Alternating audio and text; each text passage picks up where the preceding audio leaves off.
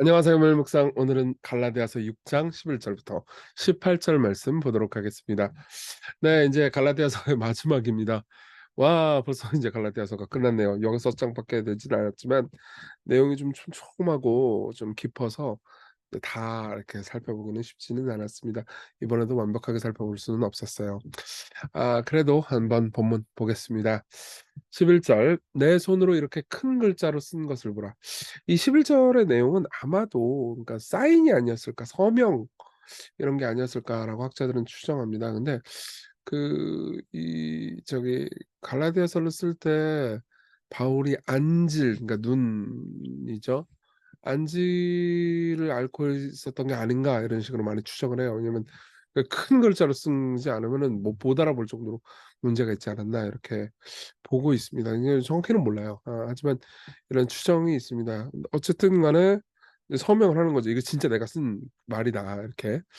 그러면서 "무릇 육체의 모양을 내려하는 자들이 억지로 너에게 할례를 받게 하면 그들이 그리스도의 십자가로 말미암아 박해를 면하려 함뿐이라.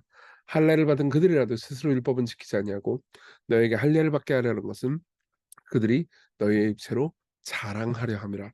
자, 여기 보면 잘못된 자랑 하나를 이야기해 주고 있어요. 이 12, 13 절은요. 그러니까 거짓 교사들이 왜 이 자꾸 할례를 받게 하려고 하느냐. 여기에 대해서 진짜 이유를 말해 줍니다. 진짜 이유는 두 개예요. 하나는 십자가로 말미암아 박해를 면하라는 뿐이고, 또 하나는 육체로 자랑하려 하기 위해서입니다. 여러분 보세요. 십자가를 전하잖아요. 그러면은 어쩔 수 없이 우리가 죄인이라는 것을 전해야 돼요. 왜 예수님께서 십자가에 못 박혀 죽으셨냔 말이에요. 예수님이 십자가에 못 박혀 죽지 않으면 이 문제, 모든 문제가 해결될 수 없을 정도로 끔찍한 문제였지 않느냐 이거죠. 이런 것들을 감안하면은 그분이 십자가에 못 박혀 죽으신 것은 우리가 얼마나 큰 죄인인지를 말해 주는 거죠. 그렇기 때문에 그러니까 하나는 박해를 면하게 하기 위해서 이 이야기를 쓴 겁니다. "너는 큰 죄인이다."라고 얘기하면 사람들은 화가 나잖아요. 그러니까 복음을 싫어하니까 인제 박해하고 복음을 미워하게 되는 거죠. 이게 첫 번째 이유고, 또 두 번째는 13 절에 보면 "너희의 육체를 자랑하려 함이라." 이렇게 이야기를 해요.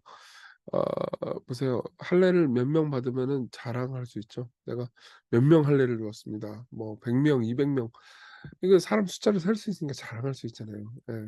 이게 사실 많은 목회자들이 저를 비롯해서 받는 유혹 중에 하나예요. 사람 숫자로 자랑하고 뭐 내가 이룬 성취로 자랑하는 거. 사실 둘 다 그러니까 내가 이룬 성취, 내 능력, 내 힘을 자랑하는 거죠. 근데 우리가 진짜 자랑해야 되는 것은 따로 있습니다. 14 절에 보면요. "그러나 내가 우리 주 예수 그리스도의 십자가 외에는 결코 자랑할 것이 없으니 그리스도로 말미암아 세상을 나를 대하여 십자가를 못 박히고 내가 또한 세상에 대하여 그러하니라." 보세요. 나는 자랑할 게 십자가 말고 없어요. 그러니까 내가 한 공로, 내가 한 행위를 자랑하는 게 아니고 예수님께서 나를 위해서 죽으신 것을 자랑할 수밖에 없습니다. 그죠? 그럼 어떻게 되는지 아세요? 세상이 나한테 줄 수 있는 거에 대해서는 다 십자가에 못 박혀 죽게 됩니다. 그러니까 무슨 말이냐면 세상이 줄 수 있는 거에 대해서 초연해진다는 거예요. 그리고 세상이 뺏어갈 수 있는 거에 대해서 그렇게 괴로워하지 않는다는 겁니다. 왜냐하면 나는 다 받았거든요, 그리스도 안에서. 예. 그러니까 내가 정말로 예수님만을 자랑하잖아요. 그러면 세상에 있는 것에 초연해지기 때문에 세상이 우리를 슬프게 만들 수도 없고 또 기쁘게 만들 수도 없습니다. 예. 여러분 이렇게 되어야 하지 않겠습니까? 이렇게 되기를 바라지 않습니까? 너무 비현실적인 것 같습니까? 아니요. 여러분 그리스도를 계속해서 바라보면서 그분의 은혜 안에서 변화되잖아요. 조금씩 변화되잖아요. 그럼 여러분은 점점 더 그렇게 성장할 수 있습니다. 바울도 이렇게 말하잖아요. "세상이 나를 대하여 십자가에 못 박히고 내가 또한 세상에 대해서 그래요." 예. 세상이 나에 대해서 더 이상 줄 수 있는 게 없기 때문에 세상은 나에 대해서 죽은 거예요. 이런 의미인 거죠. 그러면서 할례나 무할례가 아무것도 아니라되 오직 새로 지으심을 받는 것만이 중요하니라. 그쵸?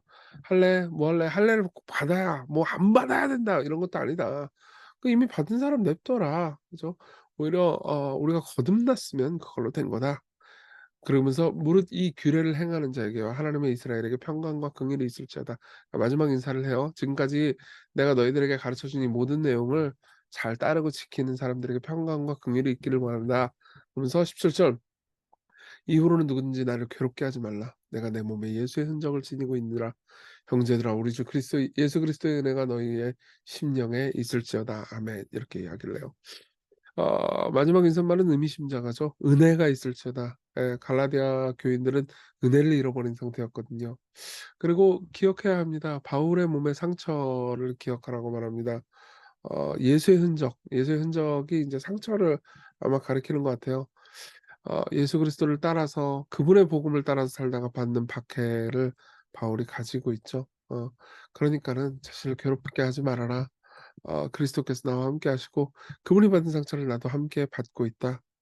다시 복음으로 돌아가서 복음을 벗어나지 말아라." 이렇게 이야기를 하는 거죠.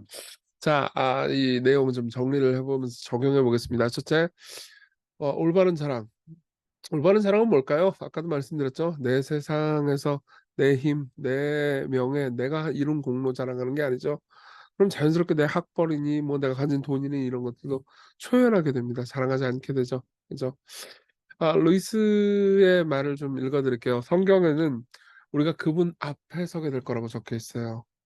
그분 앞에 출두해서 조사를 받을 거라는 말입니다. 그런데 우리에게 믿기 어려울 만큼 영광스러운 그리스도의 사역으로만 가능한 약속이 주어졌어요. 내 공로 말고 그리스도의 공로, 내 사역 말고 그리스도의 사역만으로 가능한 약속이 주어졌어요. 우리 중 누구든 그 약속을 받아들이는 사람은 그 검사를 통과하고 인정받아 하나님을 기쁘시게 해 드릴 거라는 약속입니다. 하나님을 기쁘시게 하고 하나님의 행복에 실제로 기여하고 하나님의 사랑을 받는다니. 예, 우리가 그리스도를 믿을 때 하나님의 사랑을 받을 뿐만 아니라 실제로 하나님을 기뻐하세요. 예. 만 명의 죄인이 회개하면 하늘에서 잔치가 벌어집니다. 그저 불쌍히 여김을 받는 정도가 아니라 예술가가 자기 작품을 기뻐하듯 아버지가 아들을 기뻐하듯 하나님의 기뻐하심을 받는다니. 이 모든 것은 불가능해 보이는 일이며 그 영광의 무게 내지 부담은 생각하기조차 벅찰 정도입니다. 하지만 이것은 사실입니다. 여러분, 이 자랑이 여러분들 앞에 펼쳐져 있어요. 여러분, 세상에서 줄 수 있는 걸로 자랑하지 않도록 우리를 겸손하게 해 달라고 기도합시다.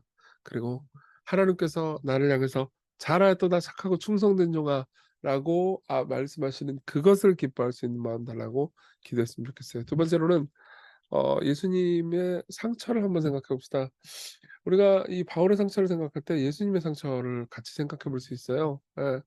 상처는요, 자기가 뭘 사랑하는지를 보여줍니다. 예. 예전에도 이런 예화를 든 적이 있는데 저는 여기 오른쪽 요 팔목에 화상이 자국이 있습니다. 뭐 거의 지워졌는데 화상 자국을 왜 났냐면 고기 구워 먹다 났죠. 예. 그럼 뭘 상징해 주죠? 예, 제가 얼마나 고기를 사랑하는지를 말해 주죠. "그거 하나 먹어 보겠다."고 말이야. 5 번을 해 가지고. 예. 예, 예수님의 상처는 뭘 말해 줍니까? 우리를 사랑하셨다는 것을 말해 줍니다. 그분은 지금도 상처를 가지고 계세요. 여러분, 무언가를 사랑하잖아요. 그럼 반드시 상처받게 됩니다. 네. 그게 가족을 사랑하든 혹은 친구를 사랑하든 교회를 사랑하든 사랑했기 때문에 행복한 순간들과 더불어서 사랑했기 때문에 고통스럽고 상처받은 순간들이 있겠죠. 예수님이 우리를 사랑하지 않으셨으면 우리 때문에 고통받지도 않으셨을 겁니다. 그렇지만 예수님이 우리를 사랑하셨기 때문에 우리를 위해서 고통당하셨고 우리 때문에 지금 기뻐하시며 행복하십니다. 이걸 생각해 보면서 제가 노래 가사, 찬송가 가사를 인용해 드리고 싶어요. "못 박힌 손발 보오니 큰 자비 나타내셨네. 가시로 만든 면류관 우리를 위해 쓰셨네. 온 세상 만물 가져도 주 은혜에 못다 갚겠네. 놀라운 사랑 받은 나 몸으로 재물 삼겠네." 같이 기도해요. 나의 성취를 자랑하는 게 아니고 예수님께서 나를 위해서 성취하신 것을 자랑하는 우리가 되게 해 달라고. 우리가 오늘 세상에 휘둘리지 않고 그냥 세상을 사랑하고 섬기고 묵묵히 오늘 하루의 일을 잘 감당할 수 있게 해 달라고. 그리고 그분의 상처를 기억하면서 우리도 상처받더라도 세상과 사랑을 무엇보다 죄인들과 그 죄인들과 연약한 사람들을 긍휼히 여기시는 우리 하나님을 사랑할 수 있게 해 달라고 우리 같이 기도합시다.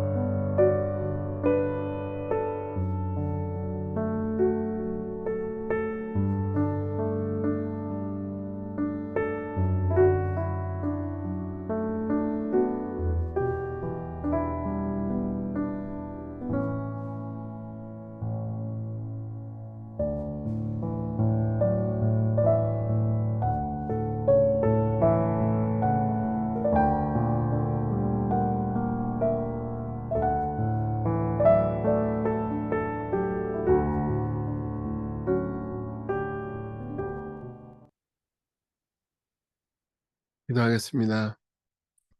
네. 나의 성취를 자랑하는 게 아니고 예수님의 성취를 자랑하게 해 주세요. 아니, 예수님의 성취가 참 자랑스럽게 느껴질 수 있도록 예수님의 영광을 크게 보여 주세요. 복음을 사랑하고 복음의 은혜 안에서 기쁘게 살아가게 해 주세요. 예수님 이름으로 기도했습니다. 아멘. 네. 하나님의 은혜 안에서 오늘 기쁜 하루 보내세요.